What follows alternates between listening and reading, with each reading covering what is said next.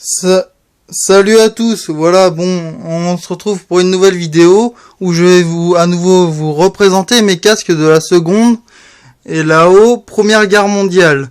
Et j'ai d'autres objets que je vous montrerai. La plupart sont des originaux, à part que j'ai 2 reproductions, c'est tout.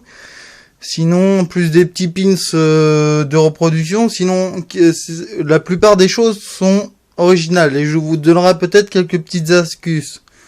Alors voici un casque belge avec l'insigne. Voilà, c'est un original, tout bien parfait. Voilà, là on passe du américain. Américain 8ème division qui a débarqué le 8 juin, entre le 7 et 8 juin sur la plage du Beach. Un casque qui a participé dans le Pacifique, un casque américain.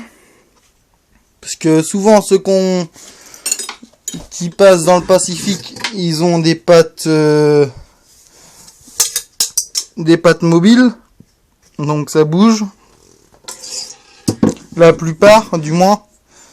Un autre casque américain avec le truc blanc, j'ai fait un grade de lieutenant avec des étiquettes. Alors ça c'est du faux, hein, mais la coque est vraie. Alors voici une belle coque américaine qui a fait aussi le Pacifique. J'ai rencontré des vétérans américains qui m'ont offert ces casques-là.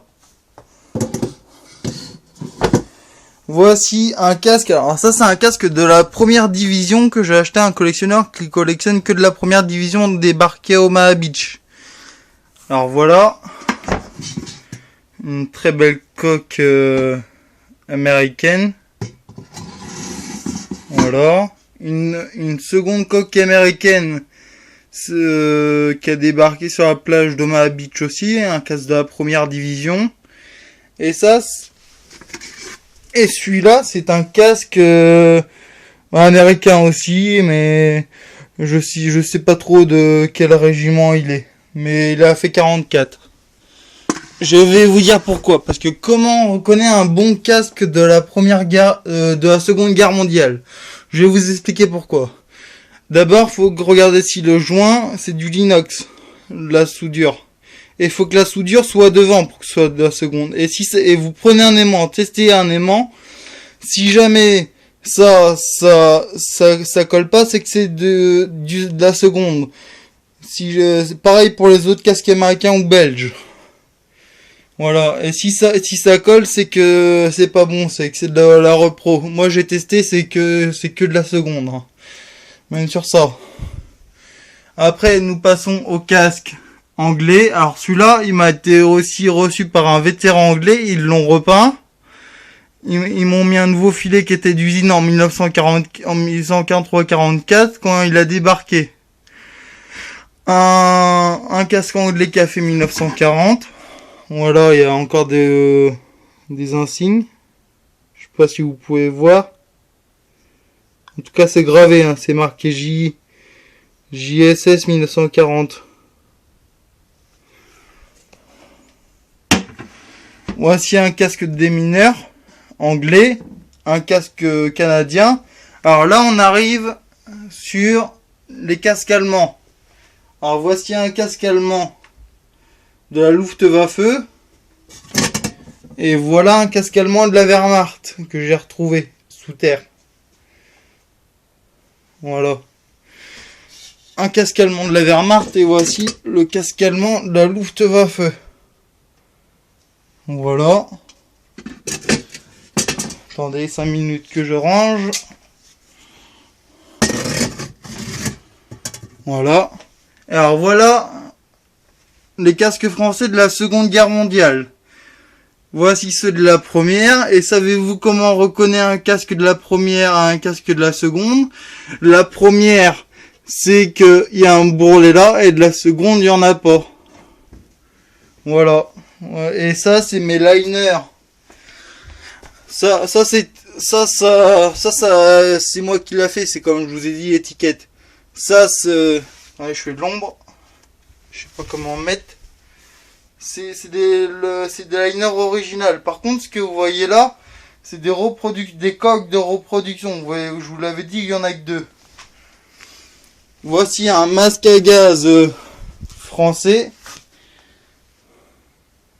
Alors par contre, voilà, comme on arrive devant, N'essayez surtout pas de représenter ce film-là, ces casques de ce film-là, parce qu'il y a énormément de reproductions et américaines sur le casque de la Easy Company, l'As de pique du 506e. Il y en a beaucoup de repros. Moi, j'aimerais bien d'en avoir un, mais il y a beaucoup de repros. Alors voilà maintenant mes obus. Voici mon gros obus de tank. Je pense que c'est plutôt un obus de marine, mais il faudrait que je regarde. Je l'ai acheté il y a pas longtemps. Et voici mes obus derrière. Voilà. Ne vous inquiétez pas, hein, ça c'est du faux, ça se retire. Attendez, je vais prendre sur celui-là. Vous voyez, ça fait ça. C'était désamorcé, vous inquiétez pas. Alors voilà, ce que je voulais vous montrer, c'est ça. La pelle US, qui est d'origine, elle a fait 1944. La pelle est gravée aussi, c'est marqué US ici. Et alors voilà, là c'est marqué US sur la musette de clips de balles des mains Garand, parce que c'est une musette des mains Garand. Et derrière, attendez, je retrouve, voilà, c'est là. Il y a encore les inscriptions marquées dessus. Alors, voici une gourde américaine. Attends, j'ai essayé de vous montrer la date. Je sais pas si vous pouvez la voir. Oh là là. On voit très mal, excusez-moi parce que je filme avec mon portable. Et voici une caisse de calibre 30. Vous voyez bien. Ouais, pas trop de problème. Et ça, c'est un étui de masque à gaz français. Il y a encore le masque à gaz dedans, mais je sais pas si c'en a un vrai ou pas. Alors après, voici, oui, quand je parlais des mains Garand, voici une balle des mains Garand. Ça, c'est une balle des mains Garand. Alors voici mes douilles. Avec au fond là. Au fond, attendez, j'essaie de vous montrer. Là, c'est un pansement, un bandage. Alors voilà ce que j'ai retrouvé à Cherbourg, près de la montagne du Route. Si jamais vous y allez, vous pouvez essayer de regarder. Mais il y a quasiment plus rien maintenant. Des éclats d'obus. Il y en a plein. Mais il faut bien regarder quoi. Sur la colline. Voilà mes balles. Voici des bouts de blocos et des éclats d'obus. Des gros éclats d'obus que j'ai retrouvé. Une pelle US en bas.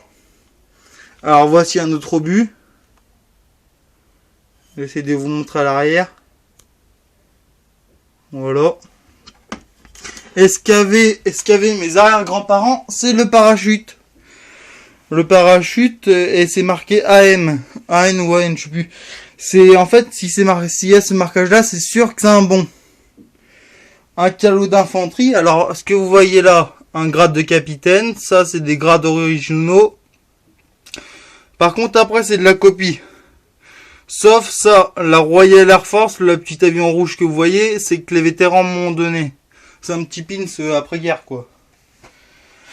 Et je sais pas si je vous ai montré la photo de mon arrière-grand-père.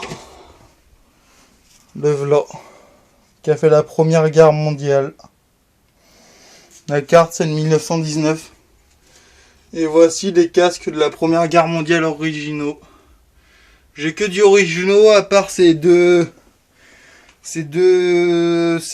casques-là que vous voyez en visuel. La Croix-Rouge et les deux barrettes de caporal.